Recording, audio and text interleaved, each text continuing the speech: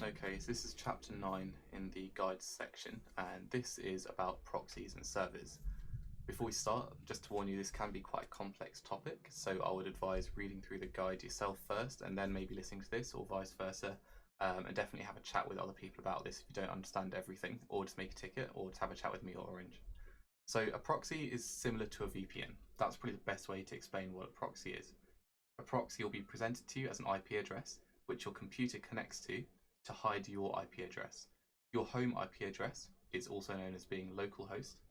When using bots, you need to use proxies generally to prevent your computer's IP address from being banned from the website you're trying to bot. I'm going to try to explain that now with an example. So say you're trying to access a website using one tab on one browser on your home computer. Your IP address, so each router has a unique IP address, is detected by the website server, and by the website server I mean what the website is run on, almost like the website's computer as such. So in this case, you'll have your home computer connecting to the website computer, which is then giving each other information. Okay.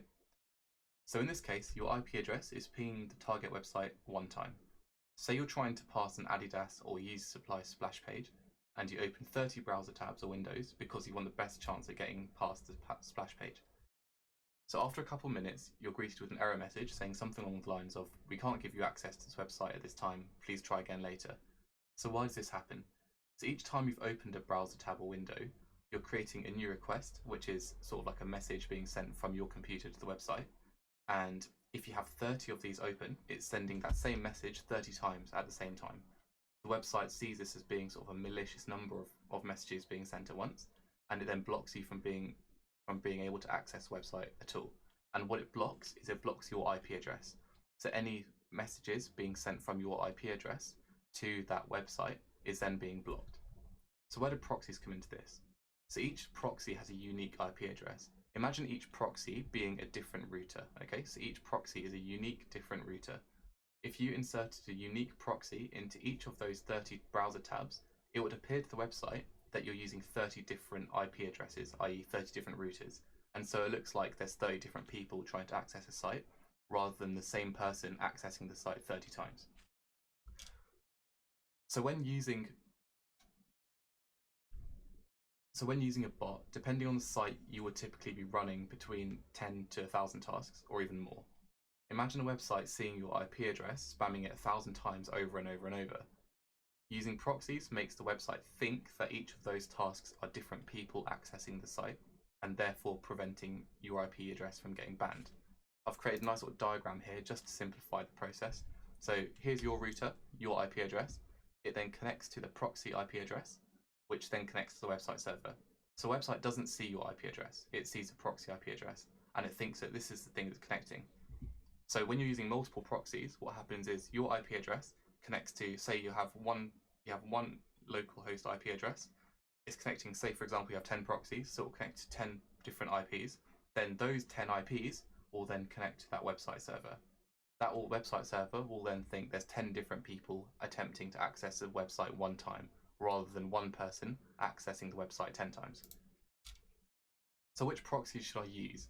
So proxies are categorized into residential proxies and data center proxies, and it's important to note that you shouldn't be deciding whether to use residential proxies or data center proxies, as they both have a place serving different roles. Most serious bot users will purchase residential data alongside a pack of DC proxies each month. Within these categories, they can be further subcategorized, but quickly let's just differentiate between these different proxy types. So residential proxies are generally sold per gigabyte, just like mobile phone data might be sold. Once you use up all the data, the proxies will no longer work. You use up data by running tasks. When you run a task, you're effectively sending messages to the website. Each message contains a packet of data, and over time, that data will be increased more and more and more as the tasks keep on running and running and running, and eventually you'll run out of data. Once the data's run out, your proxies won't work anymore because you have no data left. It's just like how a mobile phone might work with 4G data. The thing with residential proxies is that, as the name might suggest, they are literally real residential IP addresses, meaning that to a website they appear generally human. Usually have expiry dates of either 30 or 60 days, and residential proxies are resold on the resale scene from external sources. The main sources to be aware of are Smart Proxy, Oxylabs, NetNut, GeoSurf, and Luminati. With these sources, you won't be able to directly purchase from them unless you're buying them in bulk. So unless you're planning on spending around $3,000 on proxies, it's not worth buying from the source.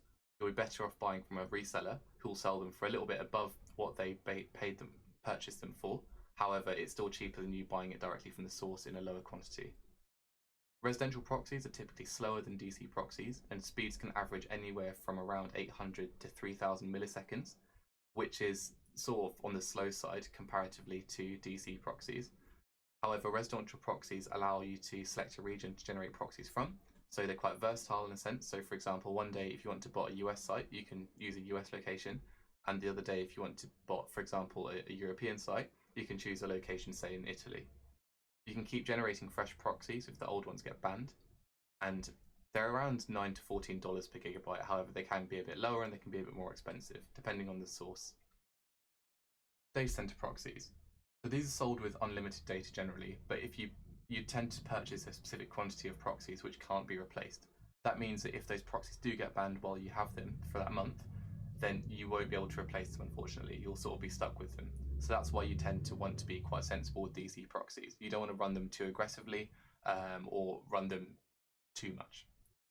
You can use a proxy as much as you like without running out of data, but as I said, just be cautious not to run them 24/7, for example, because they will get banned eventually. And when they get banned, you can't replace them. These proxies are based in data centers, and this gives DC proxies really good speeds, but they're more prone to being banned. However, modern DCs are less susceptible to bans, and we'll explain this later. The speeds on DCs can range from 100 milliseconds to 40 milliseconds. However, I've experienced even faster proxies, some coming down to even 20 milliseconds when you run a server and a proxy from the same location. The proxies have a specific location, and this cannot be changed. And if the proxies get banned, as I mentioned, you can't replace them. Proxies nowadays, DC proxies at least, tend to range from about $1 to $3 per proxy. DCs can be further categorized into conventional DCs, and then you've got your Resi DC, ISP DC, and 4G DC, which are effectively the same thing. I'm going to call them Resi DC just for the sake of simplifying them, but you'll often see them being called different names. Conventional DCs are becoming more and more obsolete as websites amp up bot and proxy protection. This type of DC is the most simple to understand in that there's an IP address hosted in a data center. A data center is literally, imagine like a server room and loads of, like you see in films and stuff, where you've got loads of different like cables and wires and stuff. That's a server room. That's literally where these proxies are hosted. These proxies are really, really quick because they are hosted in these data centers. However, they are really prone to being banned. And the reason for that is because the website can actually see where the proxies are being hosted. And from being from a data center, they're very easily identified as being proxies. Hardly any providers sell these DCs now because they don't work on very many sites. But if you did want them, I'd recommend you get them through AWS using AYCD, Balcogen, or similar software. Resi DCs are residential IP addresses which are hosted in data centers. These proxies are currently the gold standard in botting and offer a really good compromise of reliability by appearing to be residential IPs, but they maintain excellent speeds by being hosted in data centers. So in a sense, they're the best of both worlds. These proxies can be expensive, however, and good proxies will cost around $1.5 to $2 a proxy. What people tend to do at the moment is they tend to have a smaller pack of these proxies. So for example, a pack of 25 or 50 for the month, and then they'll tend to buy a few gigabytes of residential data to keep them going as well. Different proxy types are better for different sites, and a short summary below will give you a general guide when looking for proxies. So Shopify, you want ISP DCs generally. US foot sites, you'll generally want residential proxies and a combination of ISP DCs. For Mesh, you want EU ISP DCs. And when I say ISP DCs, I mean Resi DCs or 4G DCs. With Mesh, they're very, very selective about which proxies work. So you must make sure from your provider that these proxies do work on that site. Same with FootLocker EU, they're a bit sensitive with which proxies work. So make sure that your provider states that they do work on that site. But residential proxies do tend to work on FootLocker as well, especially Oxylabs ones and custom pools. Custom EU sites and US sites, you generally want to be using ISP DCs and residential proxies, but they can be quite difficult to find. So once again, just check with your provider as to which sites they'll cover, and so they can offer you a refund if they stop working at some point. So what is a server? A server is effectively a remote computer which you connect to your own computer. Servers usually have high specifications and can run multiple tasks without feeling the strain as much as a common laptop or a low to mid-end computer might. Servers vary in location, and you can pick a location to suit the task intended. Ideally, you want servers to match your proxy location to optimize the speed. The closer the physical location is of a server to a proxy, the shorter the connection distance is between the two, and so there'll be less delay in communication between the two, so you get faster speeds. For example, if your server, i.e. your virtual computer, is hosted in London, whereas your proxies are based in North Virginia, which is a common location for proxies, then there's quite a large gap between connection distance from London to that to North Virginia. So you'll have that speed delay. If both your proxy and your server are both hosted in London, then in that case you'll have a very short distance for that connection to travel, and therefore you'll have a better speed. In principle, the faster the speeds are, the quicker you'll be able to check out, but there's other impacts as well, which are sort of factors that you need to include. I've added 3 really good videos here, which I'd recommend you checking out about servers. They're great sort of like beginner videos and understanding how they work and if you need them and stuff. You don't necessarily need to watch all of them, as there'll be a lot of overlap, but definitely watch a couple if you can.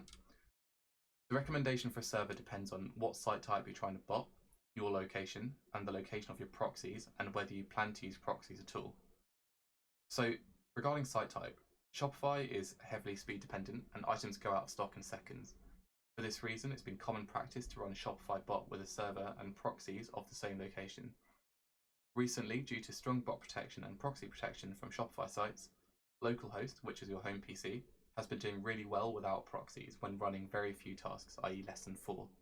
You don't want to be running more than 4 tasks on localhost, because then you will probably get banned, just as I gave them the example earlier with Adidas splash pages.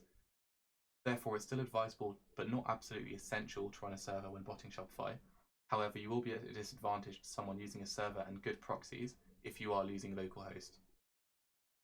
For foot sites, a server may be beneficial as they have better specs than a home PC typically, and when you're running hundreds of tasks, your PC may begin to feel the strain. This being said, servers are not necessary and people do well on localhost. For mesh, servers may offer a slight speed benefit, however, like foot sites are not vital, same with Footlocker EU, and same as custom sites. Having a server will help with speed, but they're not usually essential, and if you're just starting off, it may be worth to save money on server costs and instead spend that money on better proxies instead.